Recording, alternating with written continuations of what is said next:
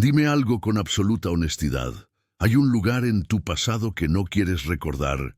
Un sitio que huele a tierra mojada y a silencio, donde el aire nunca terminaba de calentarse, aunque afuera el sol quemara la piel. Piensa en el peso de un secreto. No un secreto tuyo, sino uno que pertenece a un pueblo entero, a una calle, a un puñado de casas que se miran unas a otras bajo la luz de una luna que siempre parece estar un poco torcida. Esa es la clase de carga que se lleva en el pecho cuando se habla del Estado de México en 1926.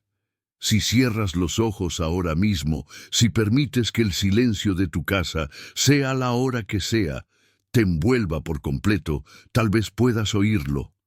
No el ruido de los coches, no la respiración en tu almohada, sino un sonido mucho más antiguo, más fundamental. El sonido de la fricción constante, el de algo pesado que gira y tritura, lento, inexorable, como si la tierra misma estuviera masticando su propia historia. Ese sonido, esa resonancia profunda y vibrante, era el corazón de San Bartolomé de los Llanos.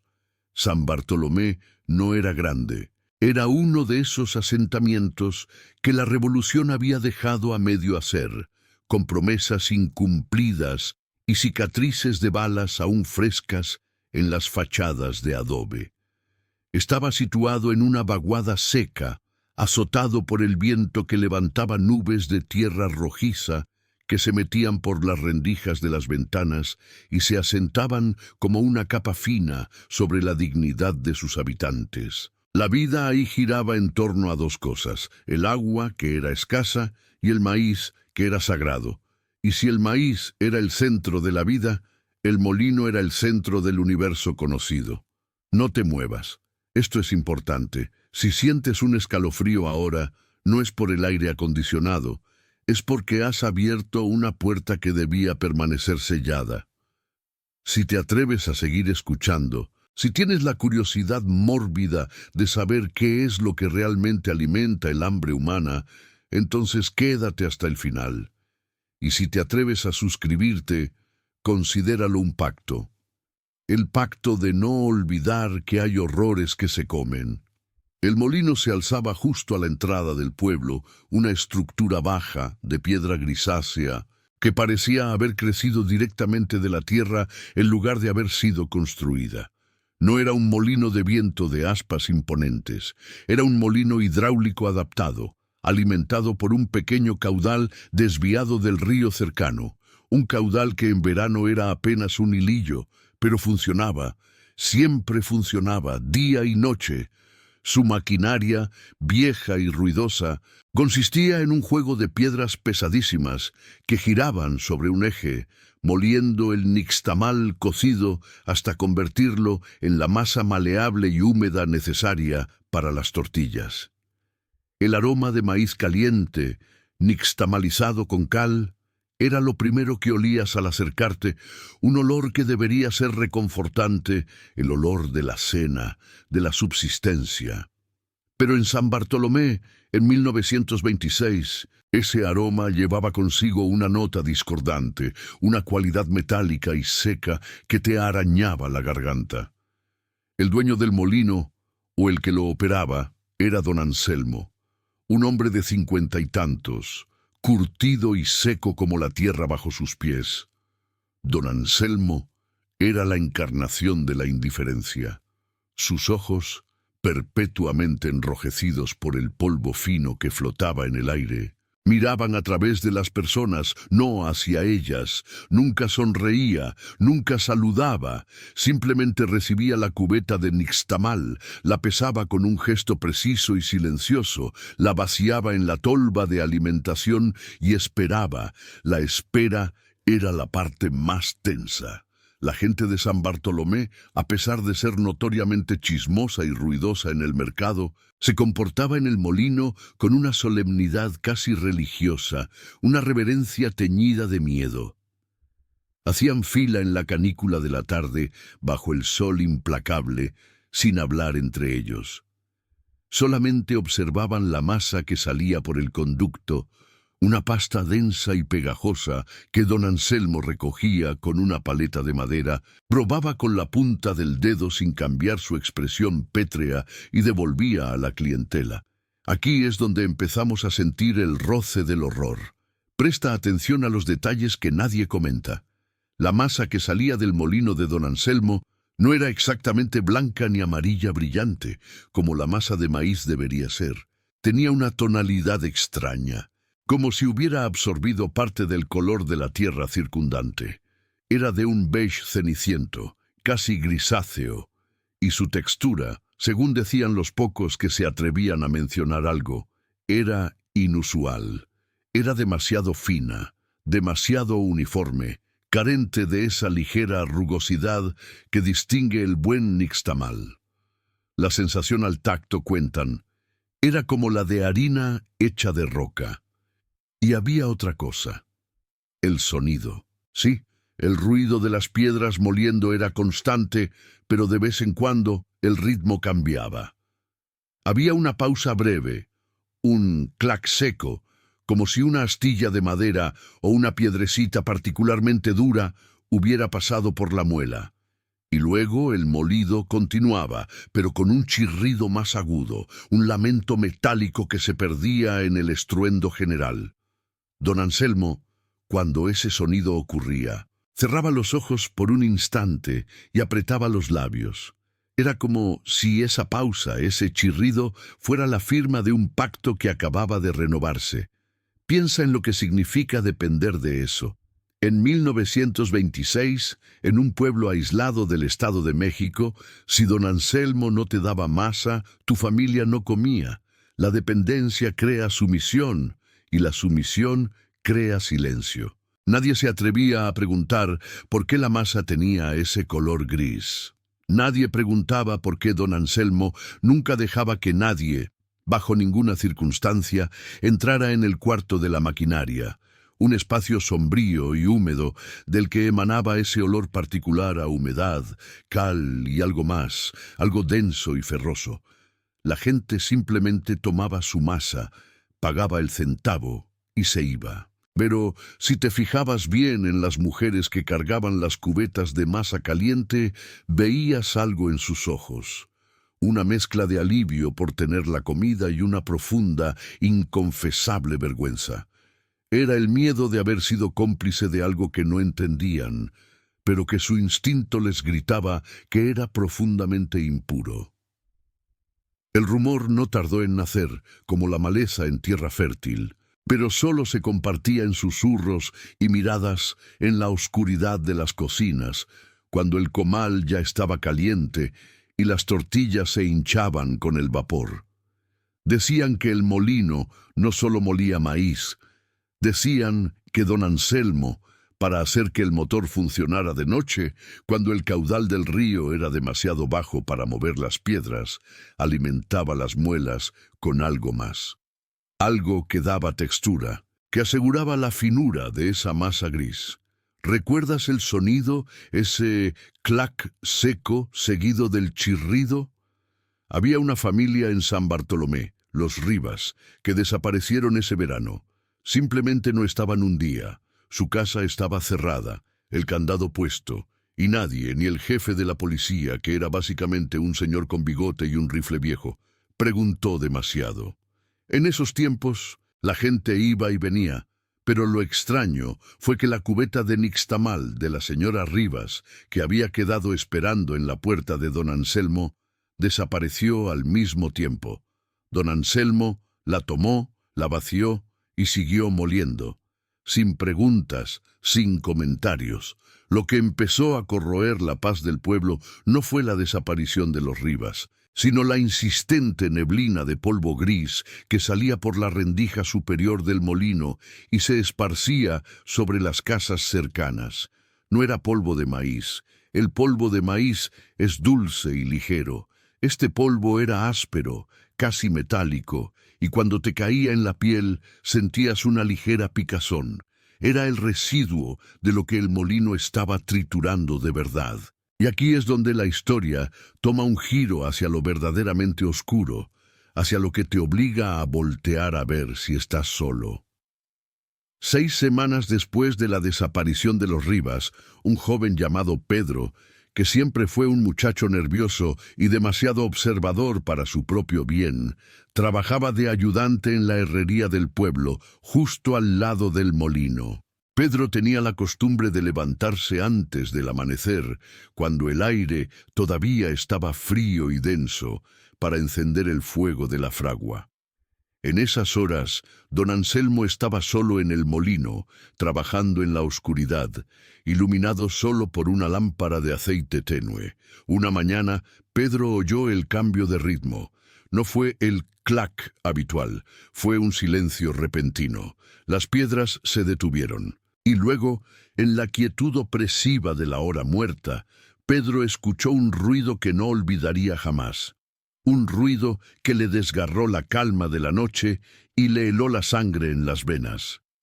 Era un sonido de raspado, como una escoba de cerdas duras barriendo un suelo de piedra, y luego un golpe sordo, pesado, como si algo cayera de una mesa alta, y el silencio regresó. Pedro, dominado por esa curiosidad estúpida y peligrosa que solo la adrenalina y la juventud pueden provocar, se acercó a la pared de piedra del molino. Puso su oreja contra la piedra rugosa, fría y vibrante. Lo único que se oía era el tenue goteo del agua que alimentaba la maquinaria. Se quedó ahí, inmóvil, hasta que sus piernas le dolieron. Estaba a punto de rendirse y volver al calor de la fragua, cuando notó algo que no había notado antes: una grieta muy pequeña, casi imperceptible, en la base de la pared, cerca del suelo, cubierta habitualmente por un montículo de tierra. Se arrodilló, empujó la tierra con la punta del dedo y acercó su ojo a esa ranura. Dentro, la luz de la lámpara de aceite de don Anselmo creaba sombras largas y danzantes. Pedro no podía ver la maquinaria, pero podía ver el suelo de piedra, y lo que vio en ese momento, lo que alcanzó a captar antes de que don Anselmo tosiera fuerte, alertado por una presencia que no sabía que estaba ahí, fue el terror absoluto. El suelo de piedra no estaba limpio, estaba cubierto de una capa oscura, pegajosa, y don Anselmo, con una paleta larga, no estaba recogiendo grano. Estaba raspando el interior de la cubeta de molienda con movimientos lentos, metódicos, inhumanos, para asegurarse de no dejar ningún resto. Y de la tolva de salida, donde debería haber caído la masa blanca y pura, lo que caía eran pequeños fragmentos. Fragmentos blancos, duros, con bordes afilados que don Anselmo inmediatamente molía de nuevo, para que se integraran por completo en la siguiente tanda de nixtamal del pueblo. Pedro se alejó de la pared como si le hubiera quemado. Su corazón era un tambor desbocado en su pecho. Él había comido esas tortillas. Todos en San Bartolomé habían comido esas tortillas, la masa gris, la textura fina y arenosa, el olor metálico. No era solo maíz lo que estaban moliendo. Ese día, Pedro no fue a la herrería. Corrió. Corrió hasta que el sol estuvo alto en el cielo sin mirar atrás, con el sabor áspero del polvo en la boca y el conocimiento prohibido incrustado en su mente. Corrió lejos de San Bartolomé, lejos del Estado de México, dejando atrás la única vida que había conocido. Nunca pudo olvidar lo que había visto, porque el recuerdo no era solo una imagen, era un sabor en su lengua, una sensación de crujido entre sus dientes. Si miras con detenimiento la historia de cualquier pueblo, especialmente en lugares olvidados por Dios y por el progreso, encontrarás sus molinos. Y tienes que preguntarte qué tan desesperada estaba la gente de San Bartolomé para saber, de alguna manera intuitiva y silenciada, que estaban alimentándose de algo que no era vida, y aún así seguir haciendo la fila. ¿Qué tan profundo tiene que ser el hambre para aceptar la harina que no debe ser? Don Anselmo, el molinero silencioso, seguía operando su máquina. Y aunque Pedro se había ido, el sonido del clac seco y el chirrido metálico continuaron, noche tras noche, asegurando que la masa que se repartía en el pueblo no solo estuviera hecha de maíz y cal, sino de algo mucho más íntimo, algo que se negaba a desaparecer, algo que mantenía unido a San Bartolomé de los Llanos con un miedo viscoso y una complicidad que nunca podría ser perdonada. Porque el molino no se detenía. Las piedras seguían girando, moliendo silencios, moliendo el pasado, moliendo. Si has sentido alguna vez una textura extraña en tu comida, si el aroma del pan recién hecho te ha parecido demasiado pesado, demasiado denso, déjanos un comentario. Solo escribe, lo oí. Y si conoces a alguien que necesita escuchar esta historia, compártela, pero no la veas solo. Nunca la veas solo. Lo que Pedro vio a través de esa grieta, lo que el molino de San Bartolomé molía para asegurar que el pan del pueblo fuera tan fino y gris, no era grano, era hueso, hueso humano. Y ahora que lo sabes, escucha de nuevo el silencio de tu casa. ¿No te parece que el ritmo de tu propia respiración suena un poco como una piedra moliendo otra? ¿Alguna vez te has preguntado qué sucede con las cosas que olvidamos, con el silencio que se acumula en las esquinas de la casa? Ese silencio es solo la ausencia de ruido, o es algo que respira, que espera a ser llenado por algo. En el Estado de México de 1926, la gente del pueblo de San Rafael o de los ranchos cercanos nunca pensó en esas abstracciones. Para ellos, el silencio era el descanso después de la jornada, la calma que permitía escuchar a los grillos, pero el silencio que emanaba del molino de don Hilario, aquel que se alzaba como una lápida de piedra y madera justo al borde del bosque, era diferente. Era un silencio denso, pegajoso, que se adhería a la conciencia. Cuando la gente del pueblo comenzó a notar que su harina, por muy blanca y fina que fuera, no terminaba de cuajar en el cuerpo, la preocupación era apenas un murmullo que se esparcía como la misma neblina que cubría el valle antes del amanecer. Las tortillas se hacían, sí, y el pan se horneaba con una miga increíblemente suave, casi etérea, pero al comerlo sentías un vacío, como si la energía que debía liberarse en la digestión se estuviera yendo hacia otro lado, drenada. Piensa en esto.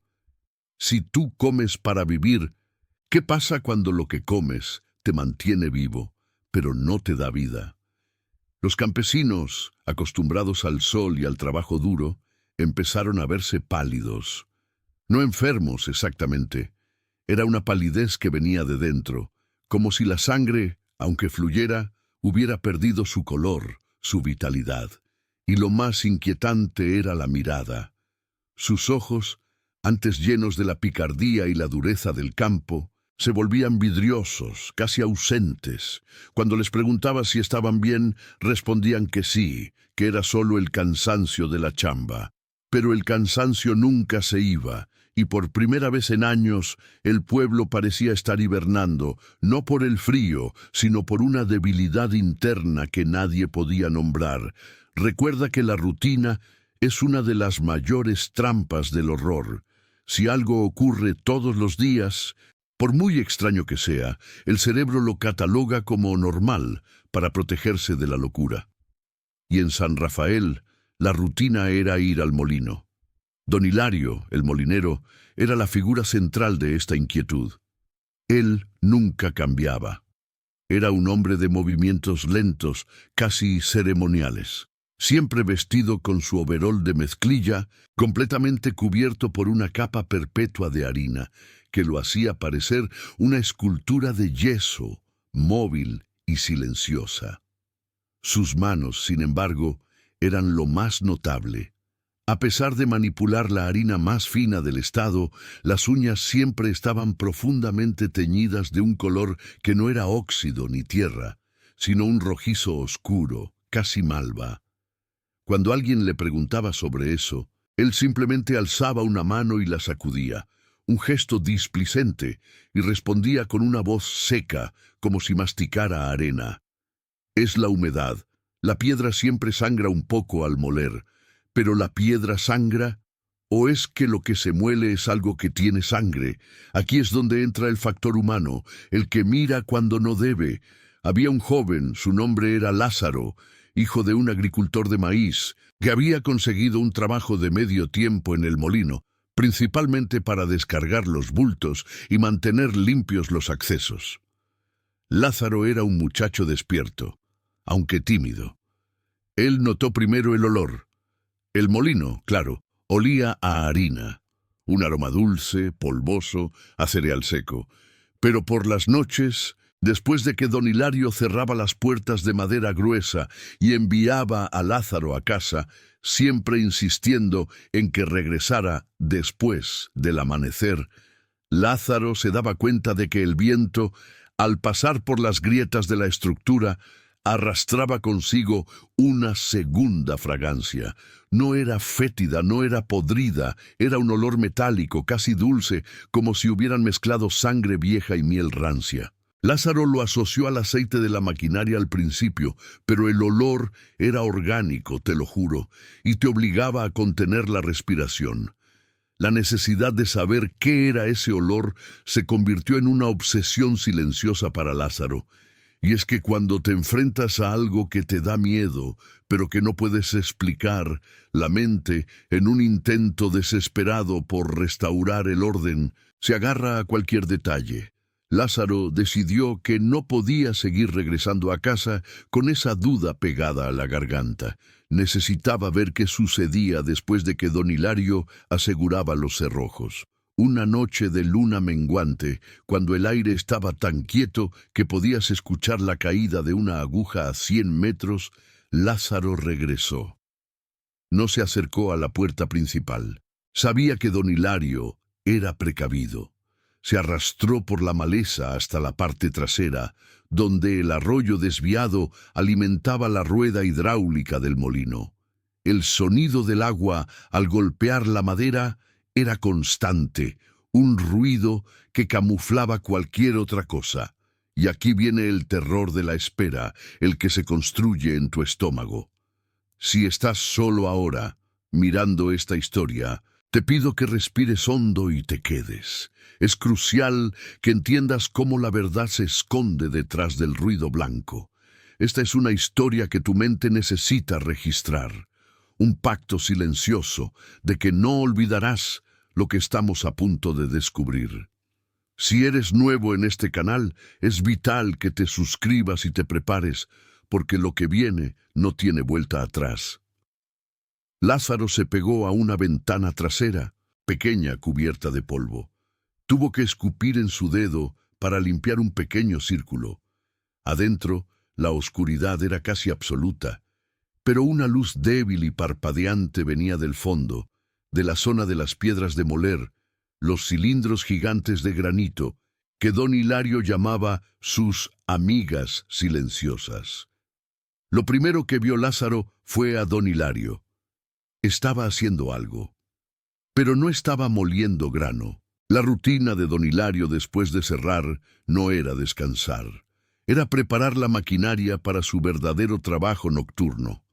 Vio al molinero caminar hacia una trampilla disimulada bajo una pila de sacos vacíos, cerca de la pared.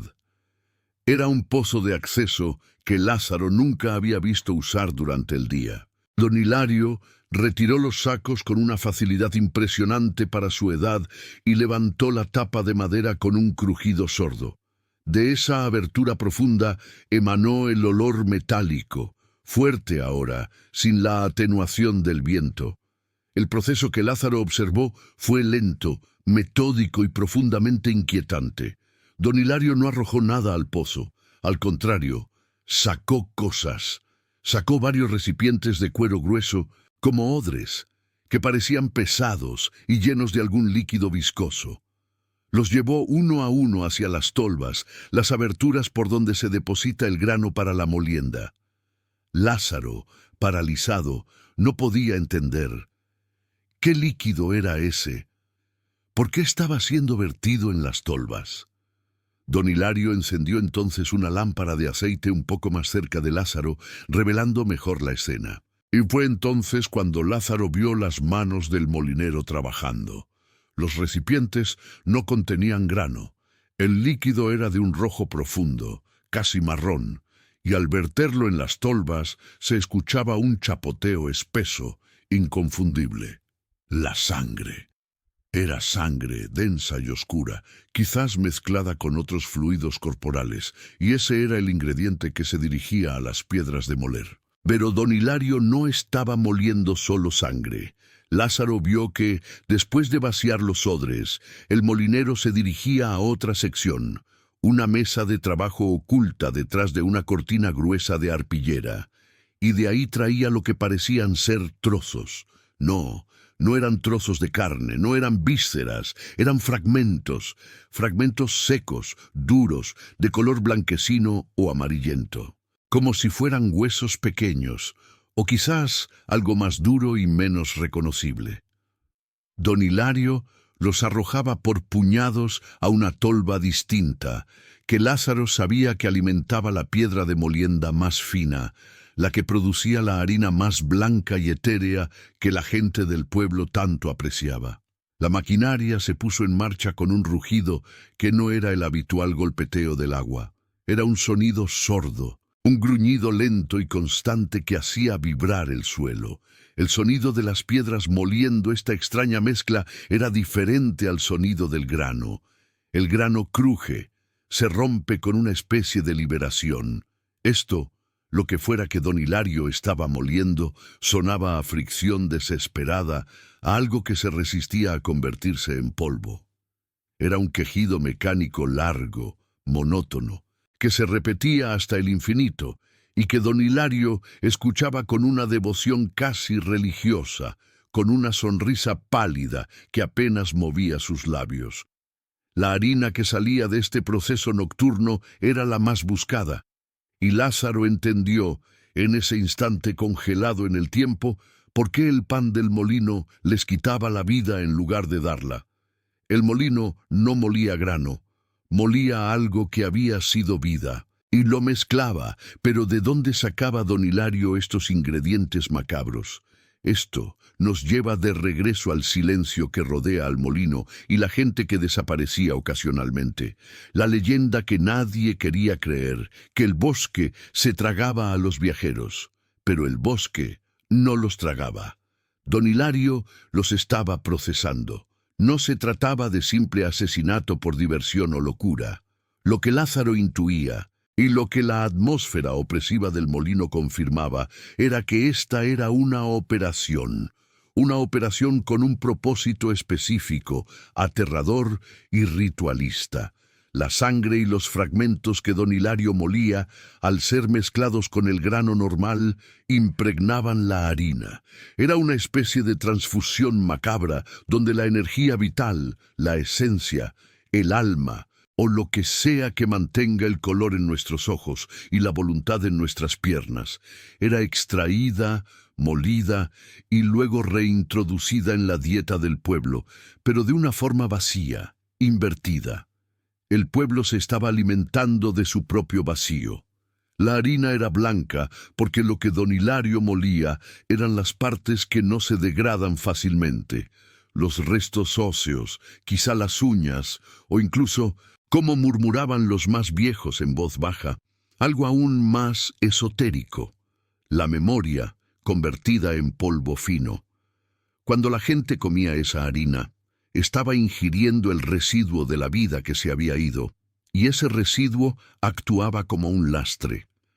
Se alimentaban de la muerte lenta, lo que explicaba la palidez, el cansancio perpetuo, la falta de voluntad para rebelarse o incluso para sentir una alegría profunda. Se estaban volviendo las sombras de lo que una vez fueron. Lázaro se dio cuenta de que no era el único que don Hilario mantenía vigilado. El molinero tenía una red. Aunque trabajaba solo de noche, durante el día recibía visitas extrañas. Hombres vestidos de forma impecable, que no parecían ser de la zona, que llegaban en carruajes discretos y hablaban en susurros con don Hilario en su oficina. Estos hombres no compraban harina, compraban los sacos especiales, sacos sellados que don Hilario reservaba cuidadosamente, marcados con un símbolo que Lázaro nunca había visto, pero que le recordaba a la forma de una rueda de molino con un ojo central. El horror se expande. No es solo para San Rafael. Lázaro permaneció pegado a la ventana hasta que el alba comenzó a teñir de gris el cielo. Cuando don Hilario terminó su labor nocturna, vació los residuos en cubetas y los tiró en el arroyo, justo aguas abajo de donde el pueblo bebía o lavaba su ropa. Era una contaminación lenta y constante, una niebla que lo invadía todo. Lázaro se retiró, arrastrándose de vuelta a la casa de su padre, sintiendo el peso de un secreto tan grande que amenazaba con aplastarle el pecho. No podía hablar de ello. ¿Quién le creería? Que el molinero estaba moliendo personas para hacer que la harina fuera más blanca, o más bien, para quitarle el color a la vida. El miedo que sintió Lázaro no era el de ser atrapado, sino el de haber descubierto algo fundamentalmente prohibido, algo que sostenía el orden oscuro del mundo. Cuando regresó al molino al día siguiente, don Hilario estaba allí, con su calma imperturbable, su overol cubierto de la harina más inocente. Lázaro sintió náuseas. Miró las manos de don Hilario, y el color malva en sus uñas parecía más brillante, más nutrido. Y aquí tú, el que está escuchando esto en la quietud de la noche, debes preguntarte, ¿qué estás comiendo tú? ¿Qué rutina oscura has aceptado en tu vida porque parece inofensiva? Lázaro empezó a medir el tiempo. Se dio cuenta de que la producción nocturna no era aleatoria.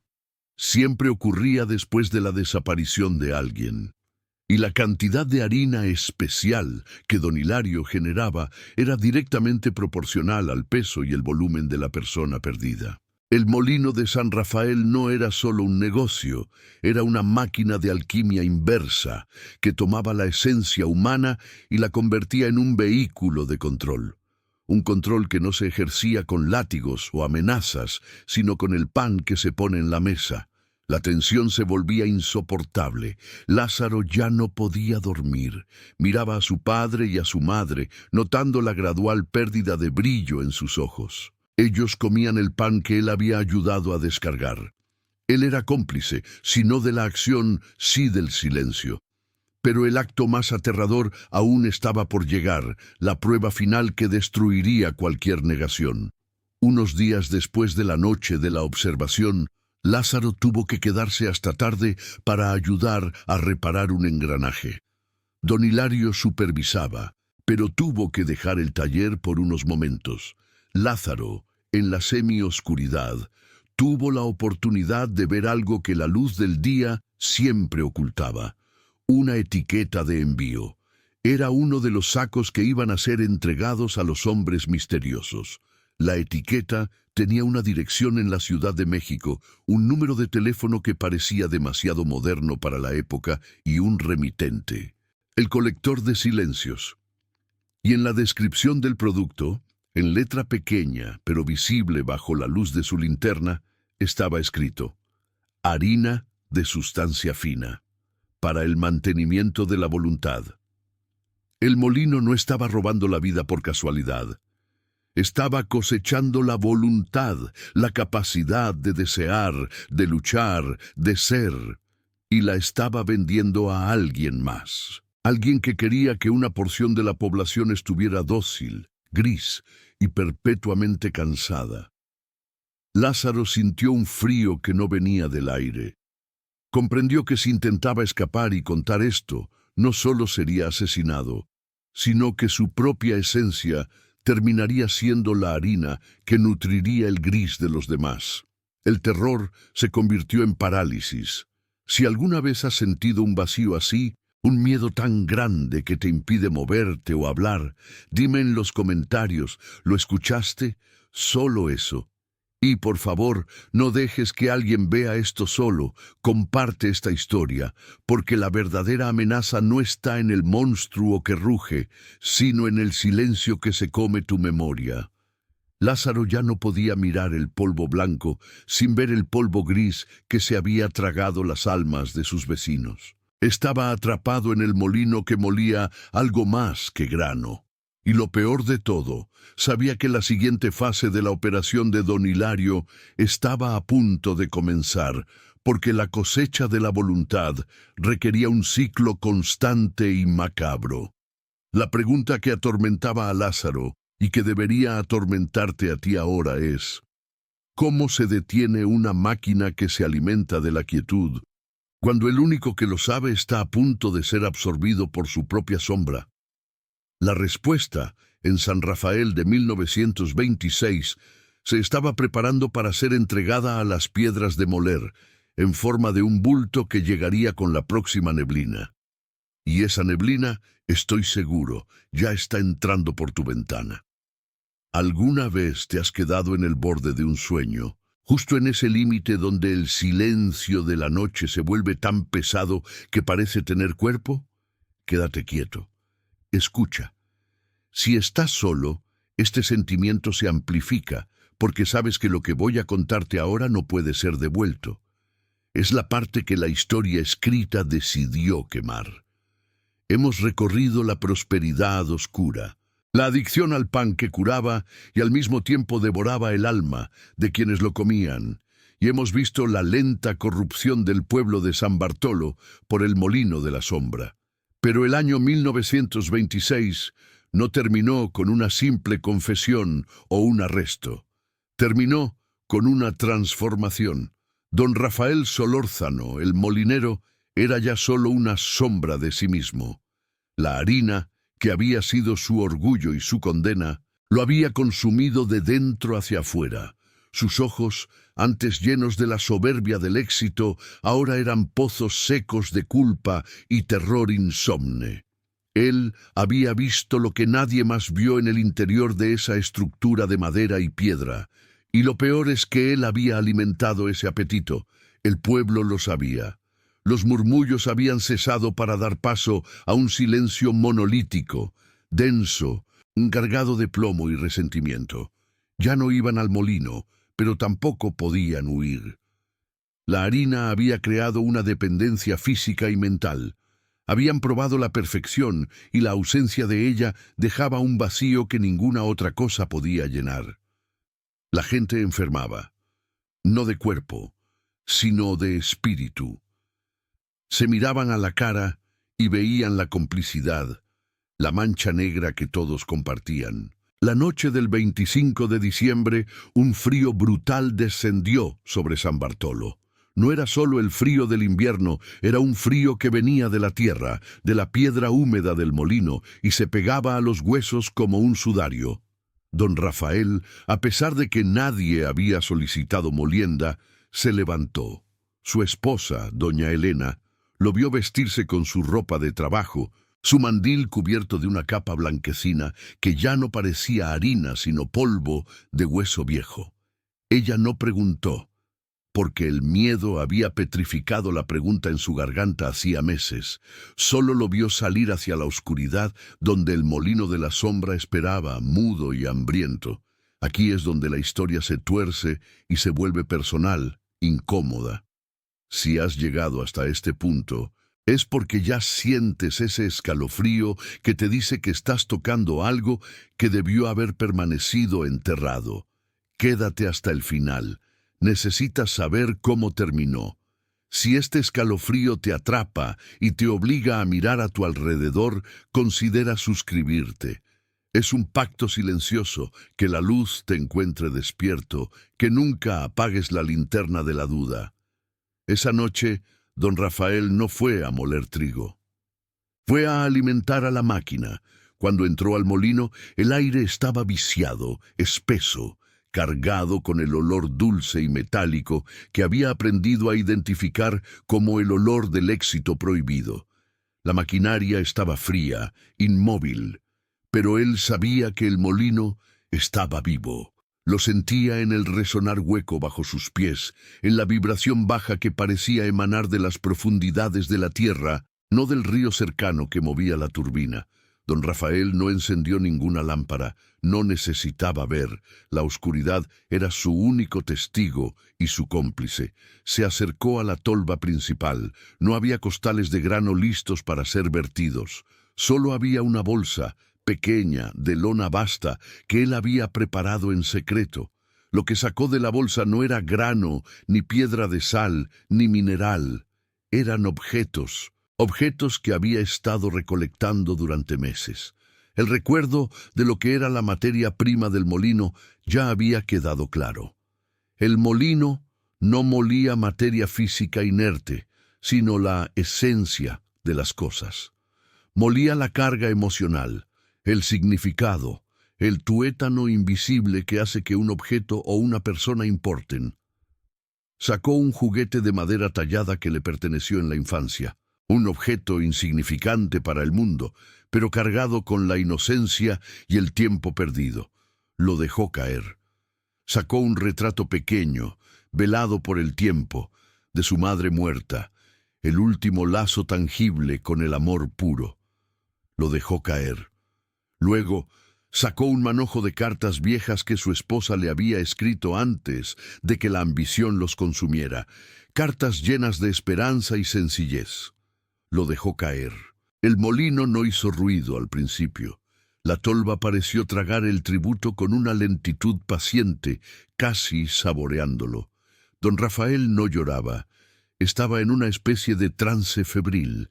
Él sabía que estos pequeños objetos no eran suficientes para saciar la cosa que vivía en la piedra, la cosa que había aprendido a desear, la miseria humana encapsulada. Pero eran los últimos vestigios de lo que él había sido. Los molía para liberarse del peso de su propia historia, buscando que la máquina le diera a cambio, por una última vez, esa efímera sensación de vacío y paz. Se acercó a la maquinaria de la piedra de molienda. Ahí estaba la clave, el motor real de todo el horror. La piedra no giraba con la fuerza del agua, sino con la fuerza de la necesidad. Y en ese instante, don Rafael se dio cuenta, con una claridad espantosa, que la piedra no distinguía entre el tributo y el molinero. Si la necesidad era grande, si el vacío era lo suficientemente profundo, si el hambre negra era ineludible, la máquina tomaría lo que estuviera más a mano. Se escuchó un crujido seco, muy distinto al sonido de la madera o el hueso. Era un sonido de maquinaria despertando, una respiración forzosa. La turbina del río comenzó a moverse, lenta al principio, luego con una velocidad antinatural, como si el agua estuviera siendo forzada a correr más rápido por una voluntad oscura que venía de dentro de la tierra. En ese momento, don Rafael se dio cuenta de su error fatal. Había vaciado su vida, su historia, su culpa, y el molino, al consumirlo todo, se había quedado con un apetito nuevo y especializado, el hambre por el vacío que él mismo había creado. Los relatos de la mañana siguiente son confusos, teñidos de superstición y miedo. Pero la verdad es simple y brutal. A las 3 de la madrugada, en el silencio sepulcral de San Bartolo, el sonido del molino se elevó. No era el sonido regular y rítmico que daba vida al pueblo.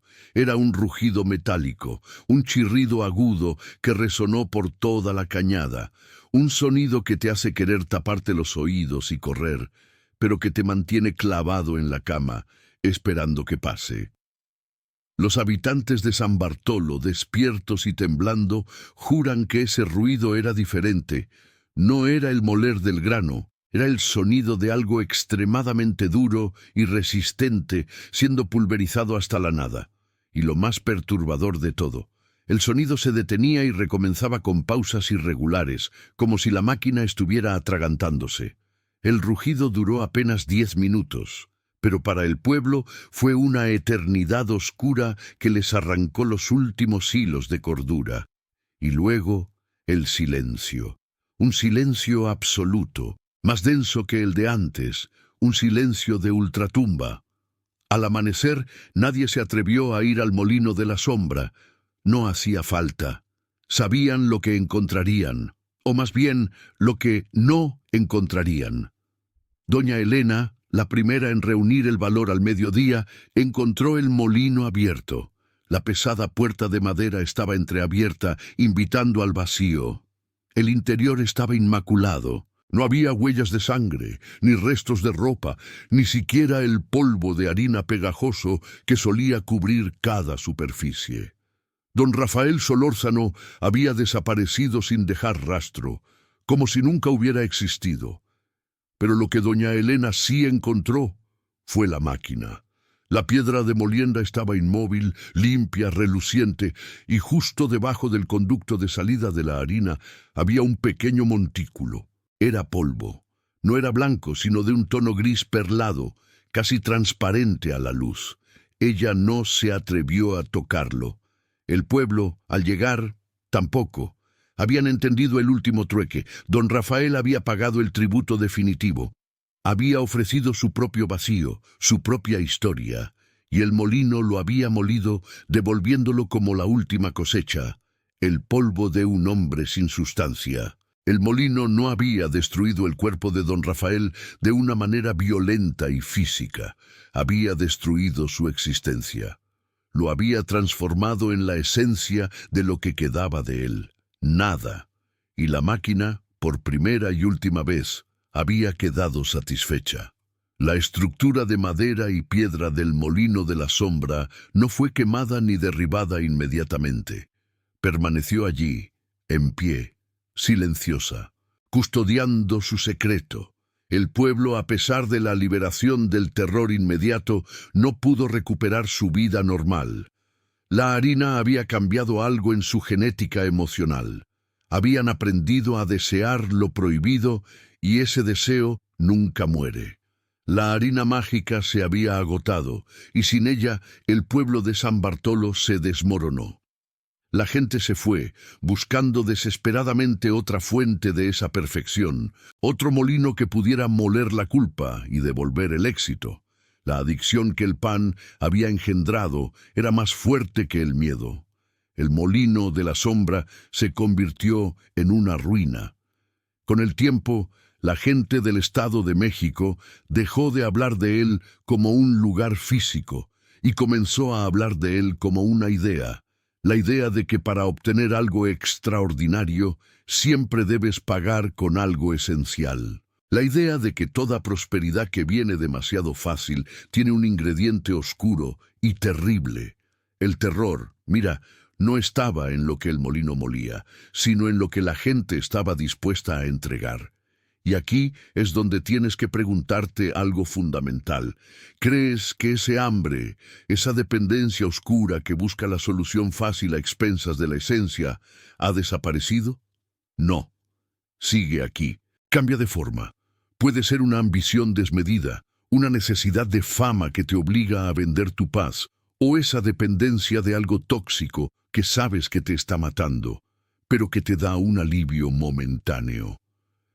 El molino de la sombra de 1926 nos enseñó que la verdadera oscuridad no se esconde en los rituales complejos ni en los monstruos de leyenda.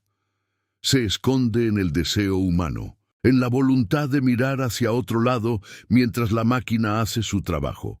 Y no creas que estás a salvo solo porque el molino está en ruinas. Mira, si alguna vez has sentido esa hambre que no es de comida, esa necesidad urgente que te empuja a tomar decisiones que sabes que te costarán algo vital, déjame un comentario.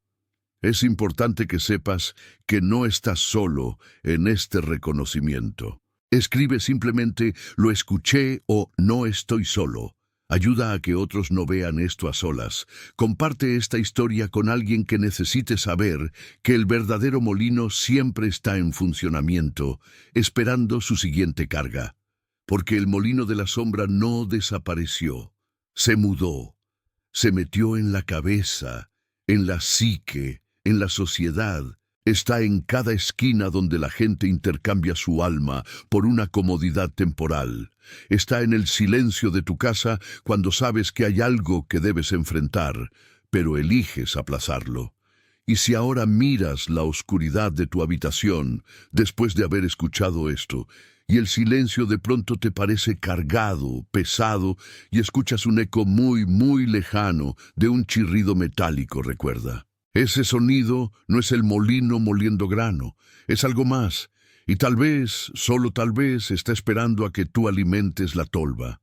No te muevas, está girando, lentamente, y no sabes qué está moliendo ahora. Tu tranquilidad, tu futuro, o quizás tu nombre. Quédate quieto. Acaba de terminar de girar, y ahora hay silencio. Pero si ese silencio es demasiado denso, si sientes la presión del vacío, es porque lo que acaba de moler ya está listo para ser recogido. Y tal vez, solo tal vez, el polvo ya está cayendo cerca de donde estás. Mucho ojo con el pan que comes mañana. Nunca se sabe con qué fue amasado. Cuidado con lo que deseas. La harina es barata, pero el tributo es eterno.